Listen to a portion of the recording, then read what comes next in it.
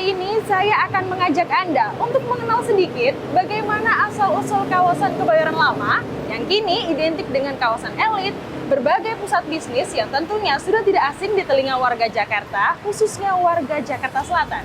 Nah, tapi tahukah Anda kalau nama Kebayoran diambil dari nama kayu?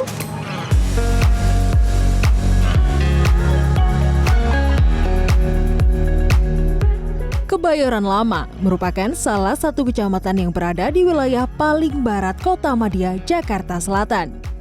Sejarawan publik Hendaru Trihanggoro mengatakan, pada masa sebelum kemerdekaan Indonesia, nama Kebayoran sendiri diambil dari bahasa Betawi, yakni kebayuran, yang berarti tempat penimbunan batang kayu bayur yang tumbuh di wilayah selatan kota. Seiring berjalannya waktu, pada tahun 1969, wilayah Kebayoran terbagi menjadi dua, yakni Kebayoran Baru dan Kebayoran Lama. Kebayoran Lama sendiri membentang luas dengan dipenuhi sejumlah real estate seperti JPO yang menghubungkan halte bus dengan stasiun, perumahan dan apartemen elit, hingga berbagai pusat perbelanjaan tingkat atas di Jakarta. Salah satu tempat yang cukup bersejarah di Kebayoran Lama adalah Pasar Kebayoran. Berdiri sejak 1850-an, pada masanya Pasar Kebayoran menjadi pusat aktivitas masyarakat di daerah pedalaman Jakarta. Pasar ini menjadi tempat pengiriman hasil komoditas yang datang melalui jalur Sungai Pesanggerahan dan Grogol. Kemudian dikenal dengan Pasar Burung karena para pedagang di sini identik menjual berbagai jenis burung. Namun seiring berjalannya waktu, bukan hanya burung, para pedagang di sini mulai menjual berbagai macam dagangan. Tahun 1995-an lah, sekitar 30 tahunan lah. Dulu tadinya sini mah kosong, Mbak. Tadinya kan buat lewat mobil dari Ciputat, Roda Niaga. Lama-lama ada pedagang satu, lama-lama banyak, Mbak. Tukang burung semua ya ngajak temennya, tangganya, lama-lama menjadi banyak.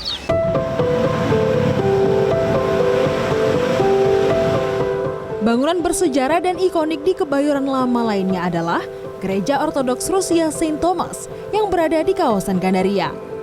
Tanpa pelang nama bertuliskan gereja, bangunan ini berdiri tepat di samping sebuah mal besar yang cukup terkenal di kawasan ini. Jadi memang gereja ini sebenarnya awalnya dibangun oleh yang punya lahan di sini.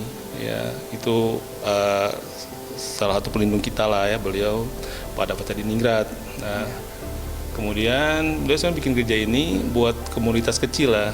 Ketika Russian Orthodox masuk kemari, ini dijadikan sebagai gereja Russian Orthodox. Gitu. Jadi pelang memang waktu itu belum dibikin pelang. Jadi sampai saat ini juga belum dibuat, ya sudah berjalan seperti apa adanya. Geliat gereja Ortodoks di Indonesia sendiri dimulai pada 1988. Kala itu, gereja Ortodoks berdiri pertama kali di Solo, Jawa Tengah, sehingga menambah keberagaman umat Nasrani yang didominasi oleh Protestan dan Katolik. Kemudian mulai berkembang hingga ke daerah Jakarta. Gereja pertama berdiri di Kalimalang, Jakarta Timur, dan disusul pada tahun 2004 berdiri gereja Saint Thomas ini. Di gereja ini umat Ortodoks memulai ibadah pada pukul 8.30 pagi. Mereka masuk secara bergantian dengan melepas alas kaki, kemudian menyalakan lilin dan berdoa.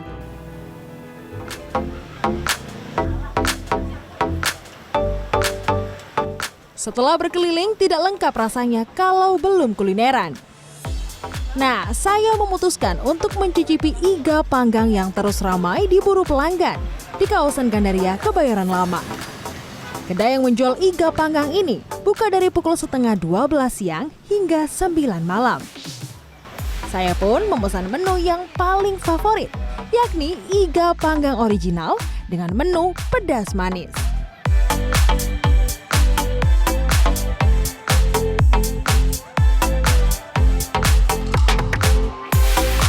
Pertama, bumbunya meresap banget bahkan sampai ke tulang. Karena tulangnya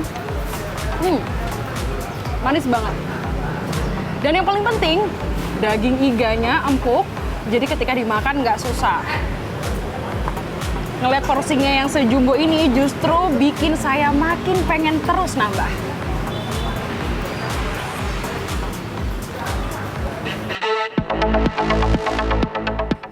Masih banyak cerita dari salah satu kecamatan di selatan Jakarta ini. Namun, waktu tidak bisa dihentikan. Perubahan demi perubahan pun akan terus terjadi menyesuaikan dengan masanya. Gadis Rose, Indra Raharja, Jakarta.